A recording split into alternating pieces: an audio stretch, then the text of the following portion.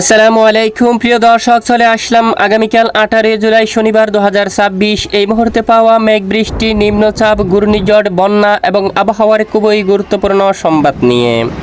এবার দেশ থেকে বিদায় নিল ভারী বৃষ্টি বলয়, কমে গেল নদ নদী ও বন্যার পানি। আগামী 23 তারিখ থেকে 27 তারিখের মধ্যে আবারও বঙ্গোপসাগরে মৌসুমীয় লঘুচাপ দেশের উপর ভারী বৃষ্টি নিয়ে আবারও দুঃসংবাদ জারি করল আবহাওয়া অধিদপ্তর। ইতিমধ্যে দেশের উপর সক্রিয় রয়েছে নিম্নচাপের প্রভাব। 50 কিলোমিটার বেগে দমকা বাতাস প্রবাহিত হচ্ছে উপকূলীয় অঞ্চলে, যার প্রভাবে উত্তাল রয়েছে বঙ্গোপসাগর।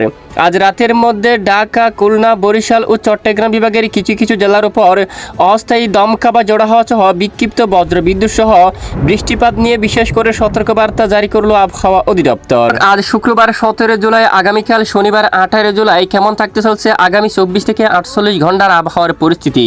দেশের উত্তরাঞ্চল থেকে শুরু করে দেশের দক্ষিণাঞ্চল, ভারতের পশ্চিমবঙ্গ সহ উত্তরবঙ্গ, আসাম, ত্রিপুরা, মেঘালয়, মিজোরামপুর সহ সারা দেশের কোন কোন জেলাগুলোর উপর হতে পারে ভারী বৃষ্টির কারণে বন্যার পরিস্থিতি তৈরি হওয়ার সম্ভাবনা আছে কিনা এ বিষয়ে আবহাওয়ার ইউরোপিয়ান মডেল থেকে কি জানানো হয়েছে তা জানিয়ে দেব ভিডিওটির মাধ্যমে।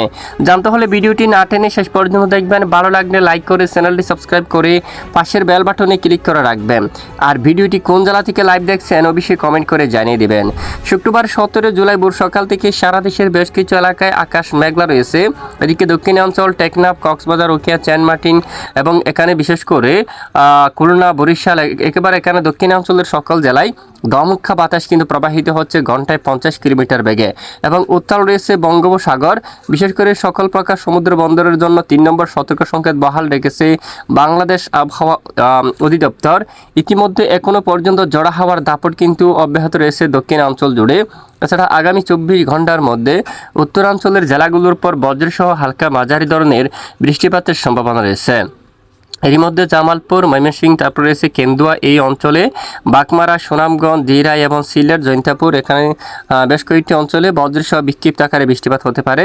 এদিকে হতে পারে রংপুরের দিকে, তারপর এদিকে বদরগঞ্জ, সৈয়দপুর, দিনাজপুর, পীরগঞ্জ, তারপর এখানে রয়েছে হরিপুর অঞ্চল, ঠাকুরগাঁও, তারপর এদিকে রয়েছে শীতলকুচি, দিনহাটা, এদিকে ভুরঙ্গামারি, তারপর নাগেশ্বরী, তারপর ধুবুড়ি এই এলাকাগুলোর উপর বজ্রসহ হালকা মাঝারি ধরনের বৃষ্টিপাত হওয়ার সম্ভাবনা থাকবে। এরপরে আমরা যদি দেখি শনিবার 18 জুলাই নাগাদ বিশেষ করে সারা দেশের উত্তরাঞ্চলের বেশ কিছু এলাকায় আকাশ প্রায় মেঘাচ্ছন্ন থাকার সম্ভাবনা রয়েছে। বিশেষ করে রাজশাহী বিভাগ থেকে শুরু করে রংপুর, তারপর এদিকে ময়মনসিংহ ও সিলেট বিভাগের অধিকাংশ এলাকায় আকাশ মেঘলা থাকবে। দেশের দক্ষিণাঞ্চলীয় বেশ কিছু এলাকায় আকাশ মেঘলা থাকতে পারে। খুলনা, বরিশাল ও চট্টগ্রাম বিভাগের বিভিন্ন এলাকায় আকাশ মেঘলা থাকতে পারে। সঙ্গে দুয়েক এলাকায় বিক্ষিপ্ত আকারে হঠাৎ করে বৃষ্টিপাত হতে পারে অল্প সময়ের জন্য।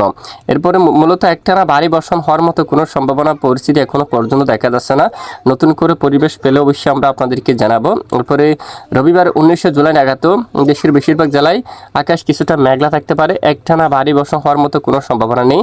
দেশের কিছু কিছু এলাকায় অস্থায়ী দমকা হাওয়া সহ বিক্ষিপ্ত আকারে কিছুটা বজ্রসহ বৃষ্টিপাত হওয়ার সম্ভাবনা থাকবে। এছাড়া সারা দেশের বেশ কিছু এলাকায় আকাশ কিছুটা মেঘলা নিয়ে পরিষ্কার থাকতে পারে।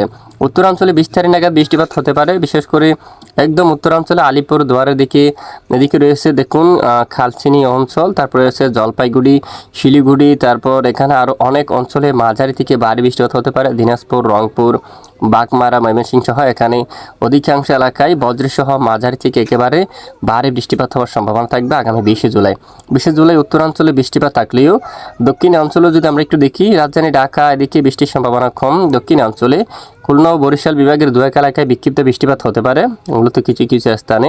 তবে ভারী বর্ষণ হওয়ার মতো সম্ভাবনা নেই। একটা ভারী বর্ষণ বা একেবারে জলবদ্ধতা তৈরি হতে পারে দেশের উত্তরাঞ্চলে, আলিপুরদুয়ার, শিলিগুড়ি, দার্জিলিং এদিকে একেবারে ব্যাপক আকারে মাঝারি থেকে ভারী বৃষ্টি তৈরি হয়ে একেবারে এখানে দেখুন বন্যার পরিস্থিতি সৃষ্টি হতে পারে উত্তরবঙ্গের জেলায়। এরপর দক্ষিণাঞ্চলে তুলনামূলক বৃষ্টির সম্ভাবনা কিন্তু অনেকটাই কম থাকবে। এবং মঙ্গলবার 21 তারিখের আপডেটে যদি আমরা একটু যাই, দেখতে পাচ্ছি বিশেষ করে দেশের অধিকাংশ এলাকায় আকাশ মেঘলাও, কিছু কিছু এলাকায় বিক্ষিপ্ত বৃষ্টিপাত হতে পারে। উত্তরাঞ্চলে কিছুটা মাঝারি থেকে ভারী বৃষ্টিপাত হতে পারে।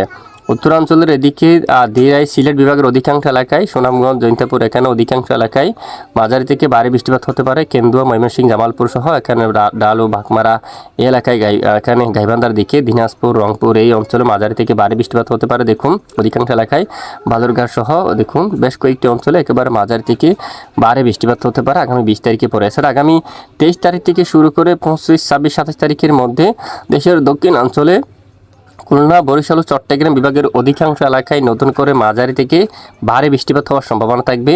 এদিকে একই সঙ্গে পশ্চিমবঙ্গের বেশ কিছু এলাকায় মাঝারি থেকে ভারী বৃষ্টিপাত হওয়ার সম্ভাবনা থাকবে। কলকাতা সহ এদিকে দেখুন কলকাতার দিকে, বাটপাড়ার দিকে হতে পারে মাঝারি থেকে ভারী বৃষ্টি। তারপর এদিকে ক্যানিং, হলদিয়া, তমলুক, খড়গপুর এই এলাকাগুলোর উপর, চন্দ্রকোনা এখানে মাঝারি থেকে ভারী বৃষ্টিপাত হতে পারে।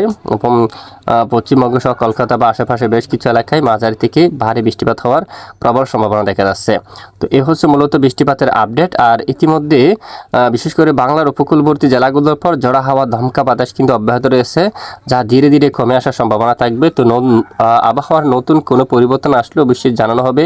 আমাদের সঙ্গে থাকবেন। এতক্ষণ আমাদের সাথে থাকার জন্য ধন্যবাদ।